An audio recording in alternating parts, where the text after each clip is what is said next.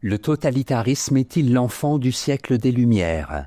Thèse: les régimes totalitaires du XXe siècle sont la conséquence du développement de la raison et du progrès technique qui a commencé au XVIIIe siècle. Antithèse: on ne peut pas imputer au siècle des Lumières les usages pervers qui ont été faits, par la suite, de la technique et de la rationalité.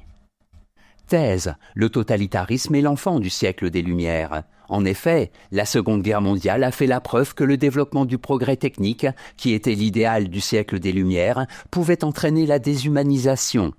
La raison, devenue rationalité, anéantit l'idée de l'homme. Premier argument: la raison a oublié les hommes.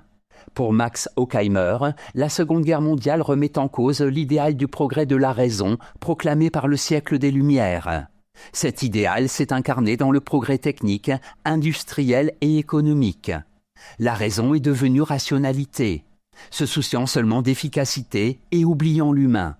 Le culte du progrès peut conduire à la déshumanisation et non au bonheur des hommes. Deuxième argument: la raison vise l'efficacité. Il apparaît clairement, selon Horkheimer, que ce n'est pas le sommeil de la raison qui engendre les monstres, mais son exercice même. La raison, telle que l'a conçue le siècle des Lumières, ne vise pas la vérité, mais l'efficacité. Elle est devenue un simple instrument au service de la conquête de la nature. Prétendant se substituer au mythe, elle est devenue elle-même un mythe. Troisième argument: la raison est un moyen de domination. Ainsi, la raison s'est détournée de son premier objectif, qui était de libérer les hommes.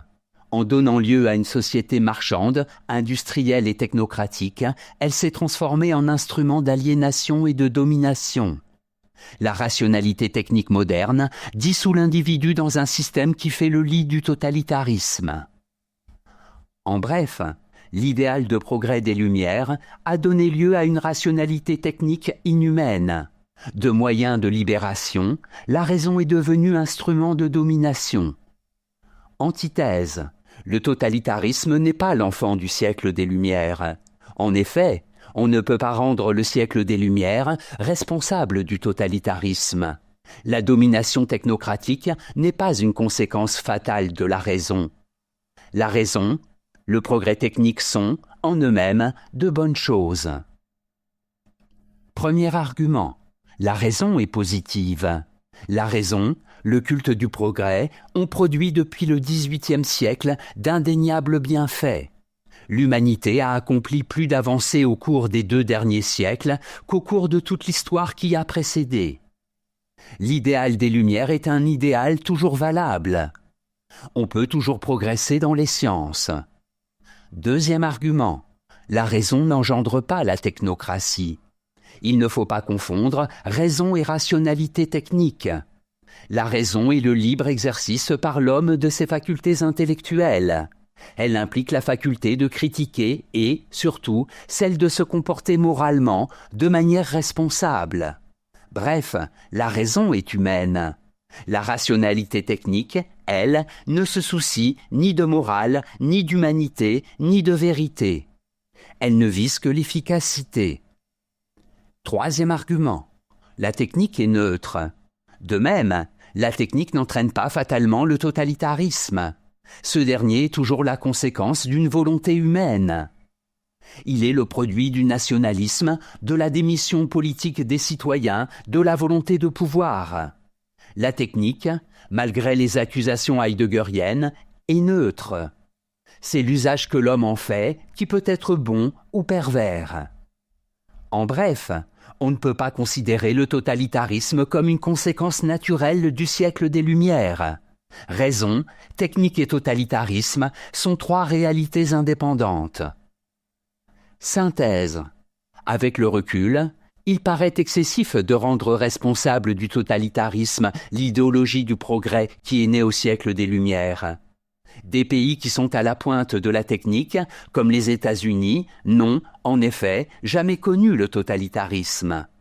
Aujourd'hui, malgré les soubresauts de la Seconde Guerre mondiale, l'humanité poursuit son évolution. La raison en est peut-être que la technique est neutre en soi.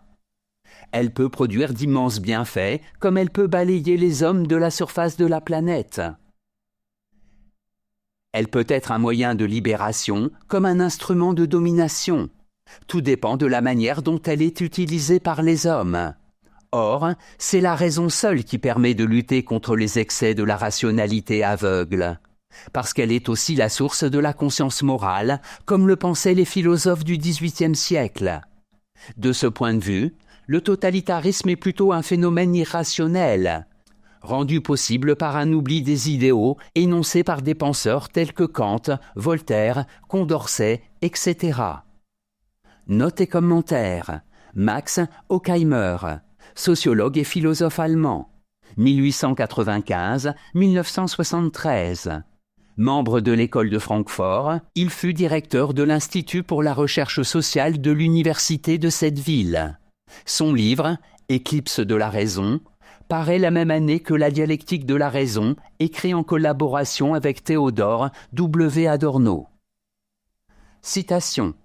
Le droit et le devoir de tout homme qui pense est de juger le monde que l'on est convenu d'appeler libre selon ses propres critères, d'adopter à son égard une attitude critique et cependant de prendre parti pour les idées dont il se réclame, et de le défendre contre tous les fascismes, hitlériens, staliniens ou autres.